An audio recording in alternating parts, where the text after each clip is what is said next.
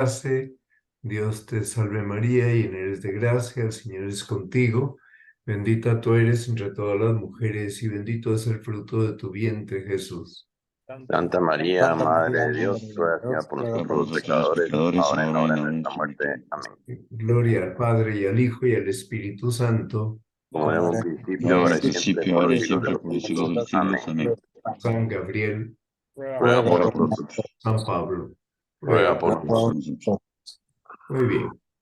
Entonces, hoy vamos a seguir con esta clase número 2 y en este recorrido que estamos haciendo del porqué de la revelación, vamos al tercer punto del programa, del sumario de esta clase. Y el tercer punto es que se revela el Dios personal y el Dios trino. Por tanto, esta revelación ya no es solo del Dios uno, como en el Antiguo Testamento, sino que ahora el Dios uno y trino. Eso significa que el Antiguo Testamento preparaba a la revelación más profunda y decisiva sobre Dios, que es la que tiene lugar en el Nuevo Testamento. O sea, todos esos siglos en los que hubo solo el Antiguo Testamento fueron siglos de preparación. Y ahora estamos en ya el punto culminante. Toda esa preparación, ¿cómo presenta a Dios? Como el Dios de la alianza. Dios que toma la iniciativa de elegir un pueblo, que hace con ellos un pacto de amistad y de salvación, que no espera ningún beneficio para él mismo de ese pacto, y que, porque no necesita nada, ya que él es un ser trascendente, y se presenta así en el Antiguo Testamento como infinito, como eterno, como omnipotente, como totalmente por encima del mundo, y su alianza la propone porque nos quiere bien, nos quiere mucho, porque ese pacto no solo es bueno para Israel, sino para el mundo entero. Todos nos beneficiamos con esa alianza que ya en el nuevo va a ser nueva y eterna.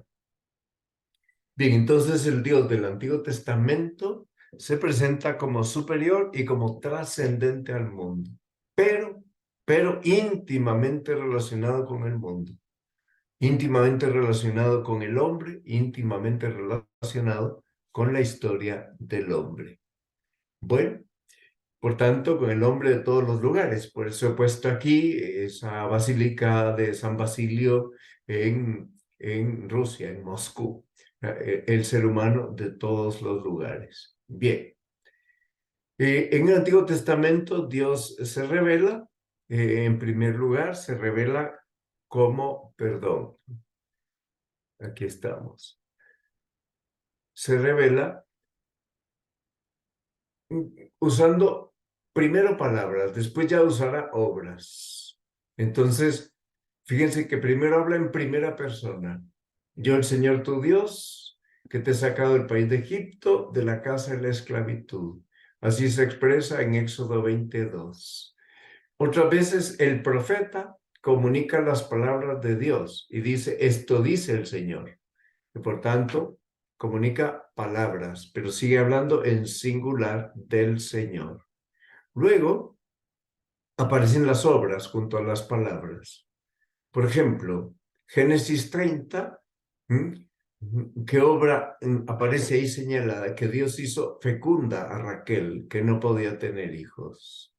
¿Qué obra aparece en Isaías 22? El Señor hizo un llamamiento al llanto y al duelo. Bueno, son obras. ¿Por qué? Porque esas obras sirven para evidenciar que el que habla es el Dios Todopoderoso. Entonces, ambas, tanto las palabras como las obras, se iluminan de modo recíproco, revelan la voluntad de Dios y guían al pueblo elegido hacia la fuente de la vida que es Dios mismo. Por tanto, es una pedagogía progresiva la que tiene el Antiguo Testamento. Vamos ahora al Nuevo. ¿Cuál es la novedad sorprendente que hay en el Nuevo? Que los evangelios llaman a Jesús, muestran que Jesús llama al Padre, Padre mío. Llama a Dios, Padre mío. Pero lo expresa de tal forma que en el contexto se percibe que es Padre de él de un modo exclusivo y de un modo intransferible. Y que por tanto, cuando él dice que somos hijos de Dios, no es porque nos ha transferido, sino porque el Padre nos ha adoptado en el Hijo por el Espíritu Santo. Por tanto, se distingue entre la relación única y singularísima que hay entre el Padre y Jesús, que no bastan los términos humanos y temporales para expresarla, y la relación que tenemos nosotros con Jesús. Pero fíjense ustedes que no solo con palabras, sino con obras, indican que Él no es solo un hombre y que Él, aunque nunca se proclamó Dios, dio a entender a todos que es Dios. Y lo da a entender por lo que dijo y por lo que hizo. Nosotros vamos avanzando como este corredor hacia la meta, a entender que el que está delante de nosotros, que el que está en la Eucaristía, es Dios. Entonces los apóstoles proclaman en sus escritos que Jesús es el Hijo de Dios eterno, el que se encarnó. Como dice el credo, propter nos homines et propter nostram salutem, por nosotros los hombres y por nuestra salvación. Ok, entonces Jesús no desveló solo que él tiene una estrecha relación con el Padre, también desveló la relación que tiene el Espíritu Santo con el Padre y con el Hijo. Y por eso es que en los evangelios y en las cartas de San Pablo aparece el Espíritu Santo bajo distintos nombres. El Espíritu del Padre, el Espíritu del Hijo, el Espíritu de Dios. Bueno, son formas de referirse al Espíritu Santo que evidencian lo que captaron los apóstoles.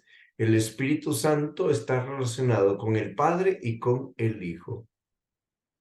Acuérdense cuando Jesús fue a la sinagoga de su pueblo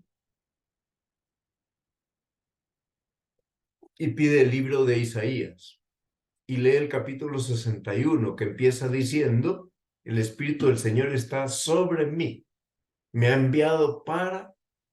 Entonces, está hablando del Espíritu de Dios Padre que está sobre él, me ha enviado para. Por tanto, hay una vinculación. Toda la encarnación y la redención es obra de amor. Por tanto, es obra conjunta de las tres divinas personas, pero para nuestro entender, atribuida a Jesucristo. Ok, entonces el carácter personal de Dios ya se manifestó en el Antiguo Testamento, pero en el Nuevo se presenta con una triple dimensión. Dios existe como Padre, como Hijo y como Espíritu. ¿De aquí qué sacamos? Sacamos una conclusión. Somos hechos a imagen y semejanza de Dios Padre, Dios Hijo, Dios Espíritu. Por tanto, en nosotros tiene que haber reconocimiento de la paternidad de Dios, ver a Dios Padre como aquel que se vuelca en su Hijo, en nosotros, en sus hijos, en el Hijo, y ver al Padre y al Hijo que derraman sobre nosotros al Espíritu Santo. Bueno, esto enriquece mucho más nuestra percepción de la imagen de Dios que se da en cada uno de nosotros. Bien, entonces son distintas, pero están en unidad. Es un solo Dios. Entonces, por eso es que los nombres de las personas, cada persona tiene un nombre. El nombre de la primera es Padre, porque la paternidad refleja lo que es propio de la primera persona. El nombre de la segunda es Hijo, porque la filiación refleja lo que es propio del Hijo. Reconocerse como hijo y reconocer al Padre como hijo. Y el nombre de la tercera, Espíritu Santo, que explica la intimidad profunda que hay entre Padre e Hijo. Es recíproca. Bueno, entonces, entre nosotros, cuando hablamos de una relación paterno-filial, entendemos que esa relación siempre es de amor y de confianza. A no ser que haya habido pues algún atropello alguna aberración, algún abuso, ¿verdad? Algún padre, pues, desnaturalizado, eso puede ocurrir. Ahora, si esto lo trasladamos justamente a la relación que tenemos con Dios, amor y confianza han de ser tan totales, que el Padre es totalmente íntimo al Hijo y que el Hijo es totalmente íntimo al Padre y son totalmente íntimos en el amor que se tienen. Entonces, nosotros entramos en esa intimidad, porque cuando Dios nos hace partícipes de su divina naturaleza, nos mete en la intimidad que el Hijo tiene con el Padre, que el Padre tiene con el Hijo, y la intimidad que el Espíritu Santo tiene con el Padre y con el Hijo. Entonces, fíjense ustedes este gráfico. Este gráfico, la forma de hacer la señal de la cruz, ¿verdad? Todos levantamos los 3 dedos, ¿verdad? La Santísima Trinidad. Juntamos en forma de cruz nuestro dedo índice y el dedo pulgar, recordando que en el Hijo hay 2 naturalezas, divina y humana. Divina y humana. Pero por eso es que es forma de cruz, porque el que está en la cruz es el Hijo. Bien, entonces este misterio de la intimidad recíproca entre el Padre y el Hijo es un misterio que es el Espíritu Santo. Por tanto, el Espíritu Santo conoce el corazón de Dios. Y la conclusión que sacamos de aquí es que Dios es un misterio de amor, de un amor interior entre las 3 personas divinas, del cual somos partícipes. Dios ha hecho la creación por amor y a nosotros nos ha creado para amar. Por tanto, nuestra relación con Dios es una relación en la que de alguna manera se da también paternidad y filiación. Paternidad, filiación y amor. Familia. Bueno, vamos al siglo XII. Ahí aparece un teólogo llamado Ricardo de San Víctor. Fíjense qué forma de expresarse cuando habla de la Trinidad. Dice, para que pueda existir el amor, necesita de 2 personas. Para que sea perfecto, necesita abrirse a un tercero. Entonces, Padre, Hijo y Espíritu Santo tienen la misma naturaleza divina, la misma dignidad. Si ustedes leen despacio el símbolo atanasiano escrito en el siglo III y adjudicado a San Atanasio, obispo de Alejandría, está en internet, van a encontrar que en esas 40 frases hay una explicación de la unidad de las 3 divinas personas, tienen la misma dignidad, la misma naturaleza divina, y de la diversidad entre los 3. Los 3 son un único Dios, por tanto, un solo misterio de amor.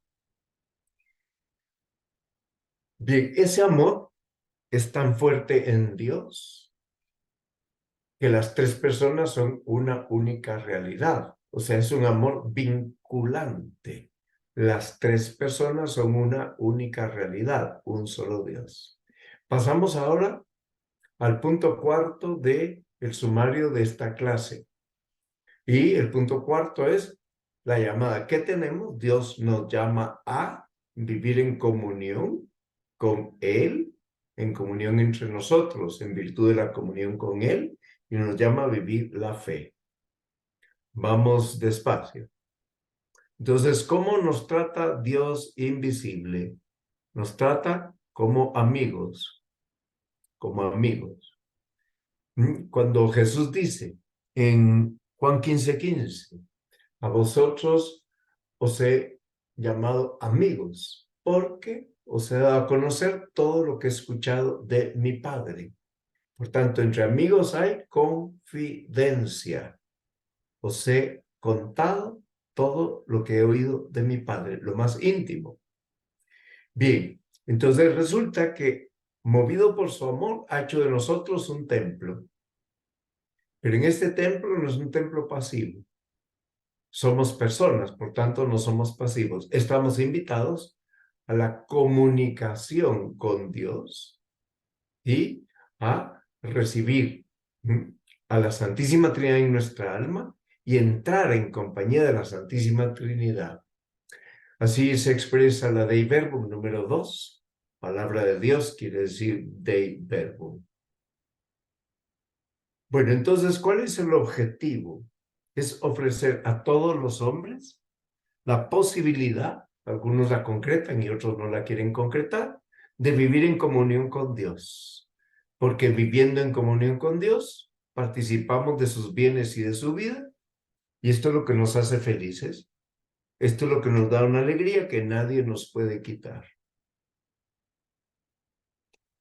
Bien, entonces, la revelación se refiere a la felicidad y a la vida de cada ser humano, sea varón o sea mujer. Por tanto, se refiere a la felicidad. Estamos llamados a ser felices. Donde hay amor, donde uno se siente querido, reconocido, amado, ahí hay felicidad. Entonces, ¿cómo llega esa revelación de Dios a cada uno? Primera pregunta que nos hacemos. Vamos a hacernos 3 preguntas. Primera. Entonces, dentro de esta pregunta hay 2 cosas. ¿Cuáles son los instrumentos de los que Dios se sirve? Y segunda, ¿qué medios emplea para que nosotros sepamos que hemos sido llamados a una comunión de amor y de vida con nuestro Creador? Vamos a responder a estas 2 preguntas. ¿De qué instrumento se sirve y cómo hacemos para saber? O sea, estas 2 preguntas tienen una doble vertiente. Primera vertiente, Cristo funda la iglesia como una familia. Esta familia tiene que continuar la misión en el mundo. Es una familia que se caracteriza por ser un cuerpo místico, un cuerpo sagrado, misterioso, en el que él es la cabeza y nosotros somos los miembros. ¿Cuál es la tarea de esta familia? Llevar el evangelio a todas las naciones, a todas las épocas históricas. Entonces, a través de la predicación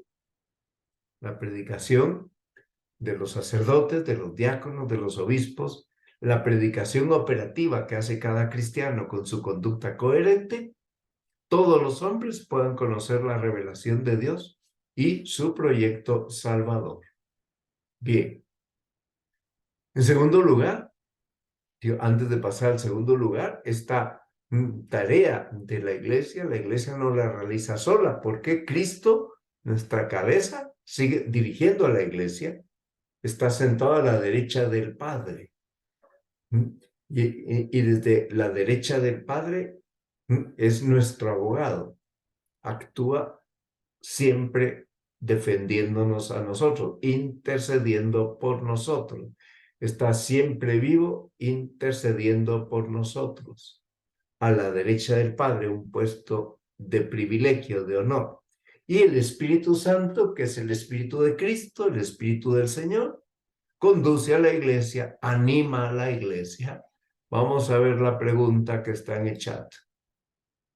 No puedo ver las diapositivas. Vamos a ver qué será que no las puedes ver, Juan Carlos, porque Rodolfo dice que sí las ve. Tal Y vez sí se ven, tienes... sí se ven. Es el problema aquí conmigo entonces. Ok, Sigamos muy adelante. bien, muy bien. Entonces, resulta que el Espíritu Santo es el alma de la iglesia.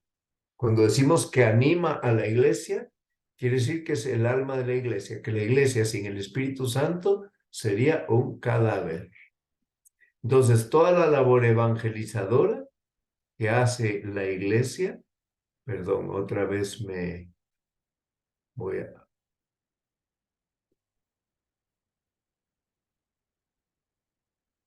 Toda la labor evangelizadora de la iglesia está vivificada, tiene vida por la acción de la Santísima Trinidad.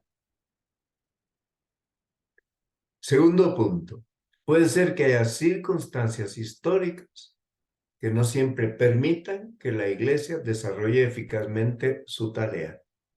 Entiéndase, Nicaragua, Cuba, Venezuela, China y otros países donde hay fundamentalismo musulmán. Son obstáculos para difundir el evangelio. Pero, pues, ese es el motivo por el cual hay muchos que todavía no reciben esta buena noticia, que todavía no están en comunión con Dios, que todavía no saben nada de la salvación. Entonces, no llegan a conocer la fe de un modo que cambie sus vidas, porque no reciben este anuncio salvador. El demonio se encarga de enredar las cosas para que haya obstáculos. ¿Qué significa eso?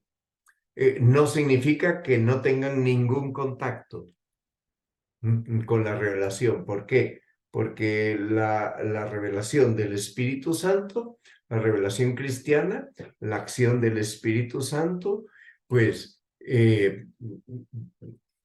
no está limitada, no hay ninguna circunstancia que pueda limitar esa relación.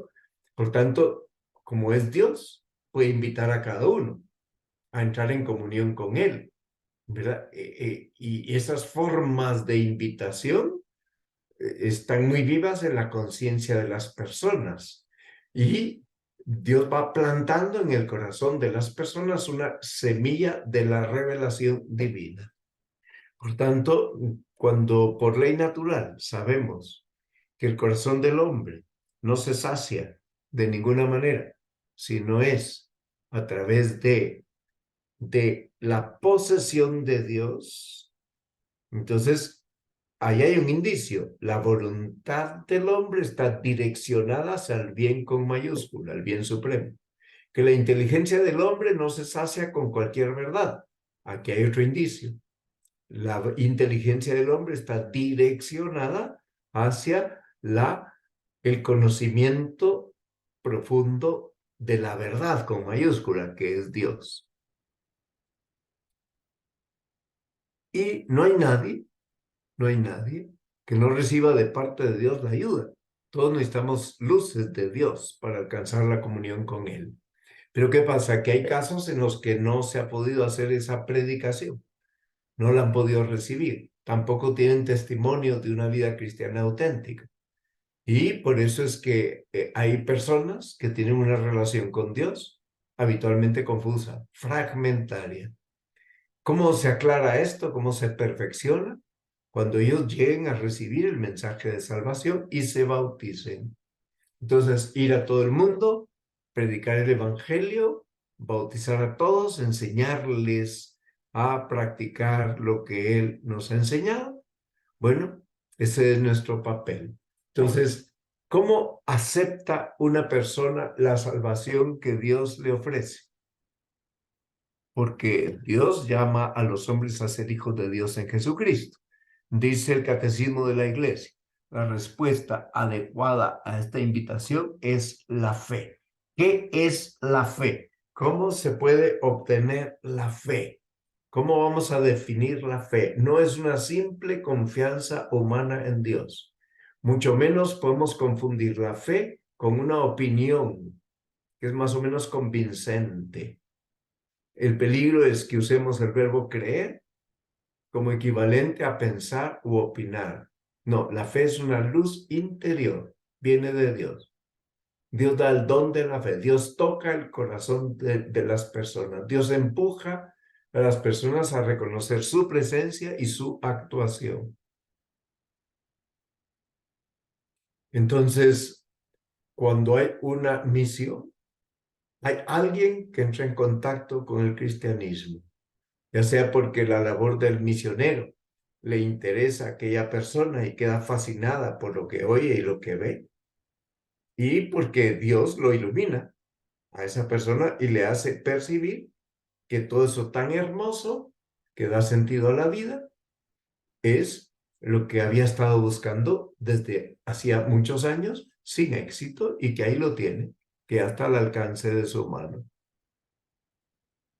Bien, esa persona no solo oyó un discurso bonito que tiene sentido, no, la iluminó el Señor en su corazón. Ha recibido una luz y esa luz le hace tener alegría, felicidad.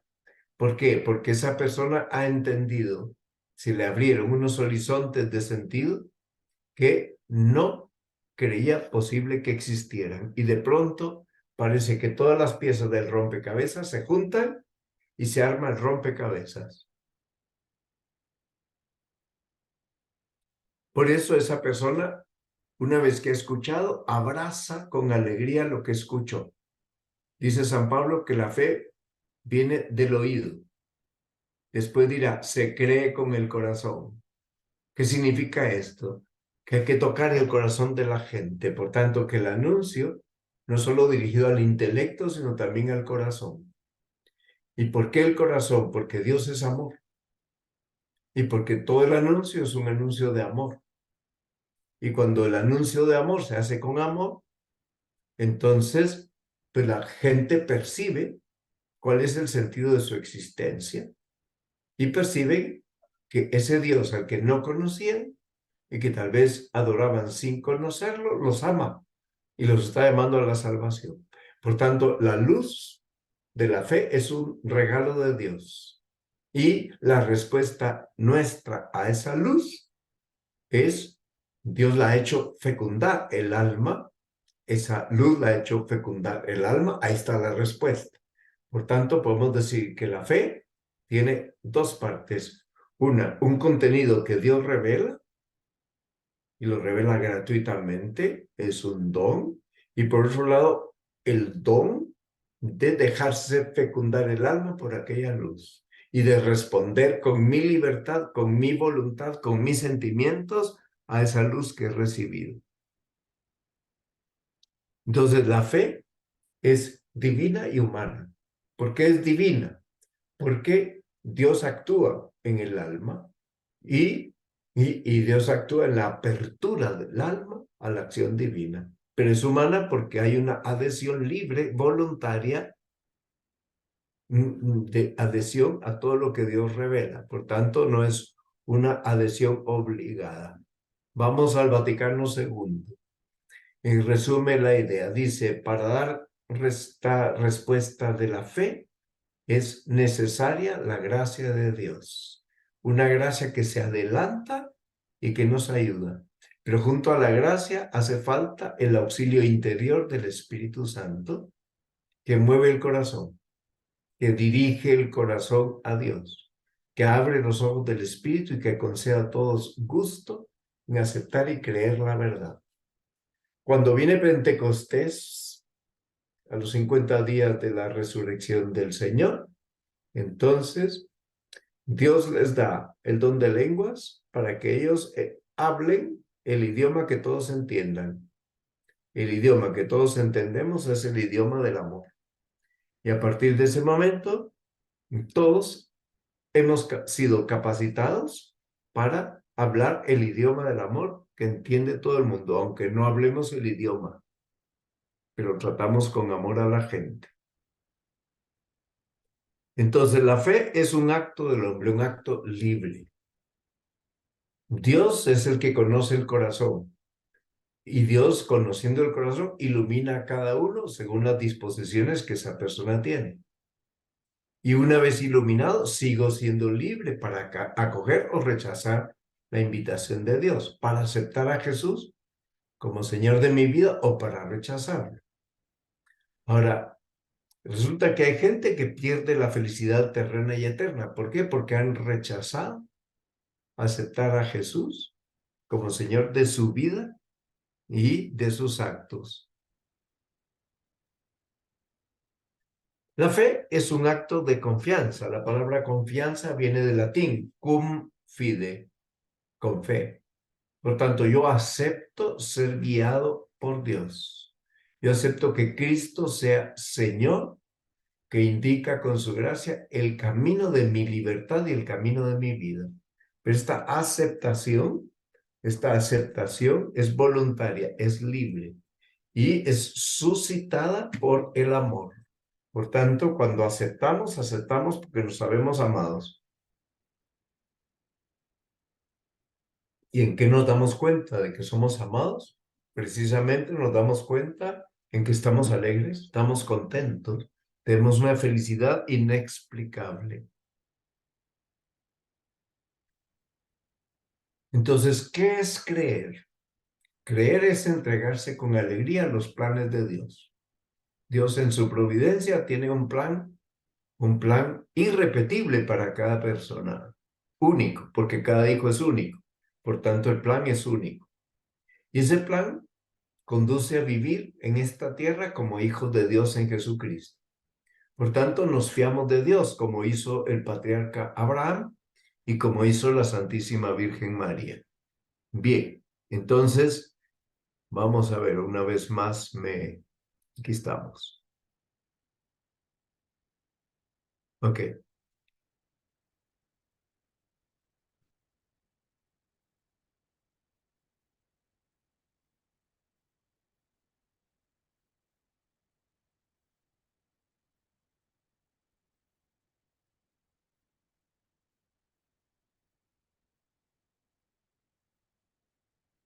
Yo creo que llegamos ya a la última de esta serie. Esta era la última diapositiva. Muy bien. Ahora quito las diapositivas para que podamos conversar de lo que quieran.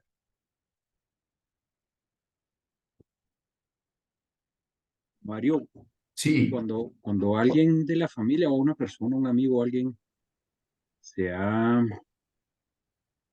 se ha alejado, digamos, de, de Dios o decide, digamos, ya no ir a misa, no rezar, no participar en nada, sí, eh, y, eh, o sea, ya conoció, pero se aleja, digamos.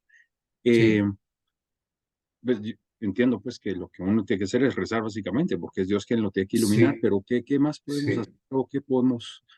Yo creo que podemos mostrar muchas evidencias de que estar con Dios nos hace estar alegres, nos lleva a ser comprensivos, misericordiosos, nos lleva a respetar la libertad de ellos, nos lleva a dar buen ejemplo y por tanto, pues como que van captando y entendiendo a través de nuestra conducta, van entendiendo que todo aquello se debe a nuestra unión con Dios.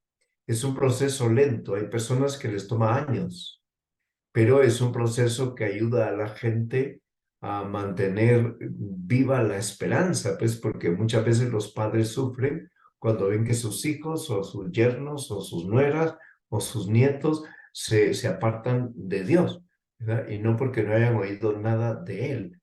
Lo que pasa es que no pierdan de vista que ahora mismo estamos ante un problema con la juventud actual, que es que tienen la adolescencia retardada. Por tanto, llegan a los 23 años, 24 años y son todavía adolescentes rebeldes y necesitan que les expliquemos por qué hago esto y por qué hago lo otro. No solo necesitan que los invitemos a misa, a confesarse, no. Necesitan que les expliquemos qué es lo que ocurre en el altar, qué es lo que ocurre en el confesonario, la paz con la que salimos de ahí. Hay una anécdota muy significativa que ayuda a comprender lo que estoy diciendo. Una señora sorda, ya bastante sorda, se estaba quedando sorda por la edad, entró al confesonario y empezó a decir sus pecados, pero no se dio cuenta porque como ya muy poco hablaba y hablaba y hablaba, que no estaba el sacerdote. Cuando se dio cuenta salió riéndose de sí misma. Y había otra que estaba sentada en una banca y la vio salir muy contenta. Y a los 2 días o 3 días se volvieron a encontrar en la iglesia y le dijo, por esa sonrisa con la que usted salió del confesonario me atreví a confesarme. Yo llevaba años sin hacerlo. Fíjense cómo Dios se vale de algo que, pues, la señora se reía de sí misma y de pronto ocurre que, pues, Dios mueve a aquella otra persona tercera espectadora que tampoco sabía que ahí no estaba el sacerdote, la mueve a confesarse al ver la sonrisa de la señora que salía. Bueno, es un ejemplo, pero muchas veces la gente nota que cuando salimos del confesonario salimos más contentos. que salimos mejor dispuestos, que bajamos la cabeza, que reconocemos nuestros errores, que si éramos tercos, salimos mucho más abiertos, mucho menos aferrados a nuestra propia forma de ver o de entender, más dispuestos a escuchar a los demás. Y todo eso ayuda a la gente a abrirse a Dios. ¿Cuál es el momento de calma? Esto es un misterio. Es un misterio, pero de parte nuestra conviene pues que seamos cada vez más coherentes y que de verdad desahoguemos el alma en la confesión y en la Santa Misa y nos metamos tanto en la misa que salimos de ahí renovados.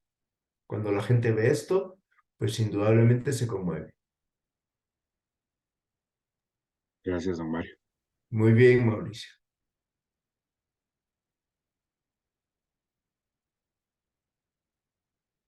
Bien, ¿alguien más quiere comentar? Don Mario, buenas noches. Buenas noches, tocayo. Mire, una pregunta. Eh, ¿Se puede creer sin tener fe en Dios? Pues la pura verdad es que creer es un acto libre de adhesión a las verdades que Dios revela. Por tanto, por eso es que yo hice la diferencia en el verbo creer, que no es lo mismo que opinar o pensar que. Cuando nosotros decimos yo creo, estamos haciendo un acto de fe, de adhesión total, libre, voluntaria a lo que Dios ha revelado. Entonces cuidamos mucho el uso del verbo creer y lo usamos expresamente para esto, ¿verdad? Por Que, tanto, lo que tú preguntas no es posible creer sin tener fe en Dios. es que le pregunto porque he escuchado de algunas personas que dicen, yo soy un ser espiritual, creo, Sí, pero no voy a ninguna iglesia, ni sí, católica, ni protestante, etcétera. sí, pero Entonces, soy muy sí, creyente, dicen. sí, Sí, pero con eso no están diciendo que no creen. Lo que están diciendo es no participo, ¿verdad? Entonces, ¿y por qué no participan? Ahora es un lenguaje bastante frecuente en algunas personas. Pues yo se lo he dicho a alguno que me lo dice porque es pariente mío y es un primo, hermano mío. Y su respuesta es siempre esa, no, no creas, yo soy muy espiritual, muy creyente, pero no se atreve a decir por qué cuando dice que es muy creyente y muy espiritual, se nota, hace muy buenas obras, ¿por qué no va a misa? ¿Por qué no practica los sacramentos? Porque en eso se reserva muchísimo. Probablemente están influidos por New Age, lamentablemente, y están confundidos. gracias, don Mario. Muy bien, tocayo.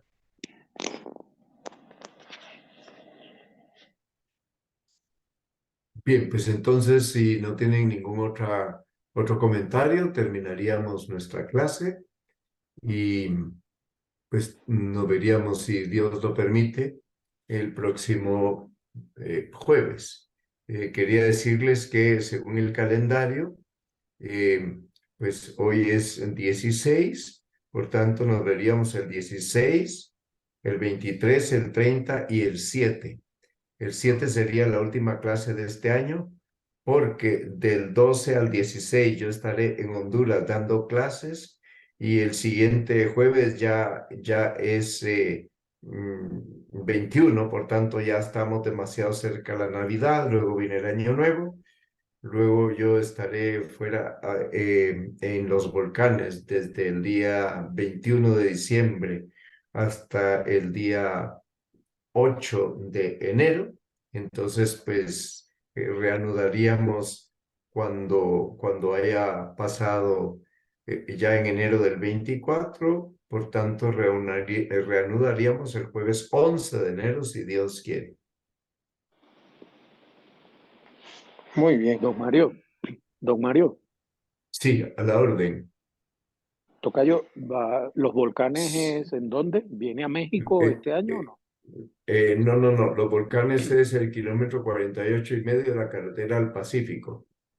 Ok, Es después del antiguo peaje. Kilómetro 48,5, ahí está esa casa de convivencias y retiros, Yo voy a una convivencia, daré algunas clases y serán unos días pues de estudiar otras cosas, de descansar un poco y cambiar de ritmo. Pasaré ahí la Navidad y el Año Nuevo. Perfecto. Seguiré Muy mis bien. oraciones, don Mario. Muchísimas gracias. Estaré ahí con jóvenes, la mayoría que van son jóvenes y la vamos a pasar muy bien. Y rezando por ustedes. Claro que sí, don Mario. Muy bien.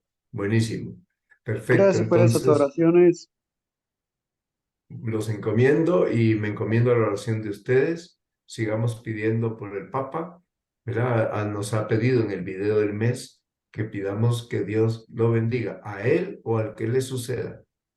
Así ha sido el tono de su intervención. Y ha explicado por qué. Ha dicho, bueno, lo que pasa es que cuando uno es electo papa con toda su humanidad, trae un patrimonio, unas costumbres, unas formas de ser, unas formas de ver las cosas y tiene que aprender a ser papa, tiene que aprender. Bueno, lleva 10 años y nos está diciendo eso en el 10º año de su pontificado. Bueno, seguramente pues el mensaje es, pida mucho por mí. Así es que estamos unidos, él está pidiendo por el cese de las guerras y ahí está metido también nuestro país, ¿verdad? Donde esperamos una transición de gobierno, esperamos que sea serena, que la gente pueda pasar Navidad y Año Nuevo en paz y que termine esa crudelísima guerra que hay entre Palestina, bueno, en realidad es Israel contra Hamas, no es exactamente Palestina, son unos palestinos extremistas, y luego la que hay en Sudán, la que están sufriendo los armenios, y hay otras guerras más que no son, digamos, tan publicitadas. Bueno, rezamos el Ave María y Don Mario, a usted también lo Sí, encomendamos con Klaus. mucho cariño. Que también lo Muchísimas encomendamos. gracias. Okay. Muchísimas gracias. Dios te salve María, llena eres de gracia, el Señor es contigo. Bendita tú eres entre todas las mujeres y bendito es el fruto de tu vientre, Jesús. Santa María, Madre de Dios, Dios, ruega nuestros pecadores, ahora ahora en la hora de nuestra muerte. Amén. Gloria al Padre y al Hijo y al Espíritu Santo. Como era como en principio, ahora y siempre, siglos de los siglos. Amén. San Gabriel, Ruega por nosotros. San Pablo, ruega por nosotros. Santa María Esperanza, nuestro asiento de la sabiduría, ruega por nosotros. Ruega por nosotros. Que descansen, buenas noches. Mario, Gracias, don buenas Mario. Feliz noche. serio, señores, buenas noches. Buenas noches a todos.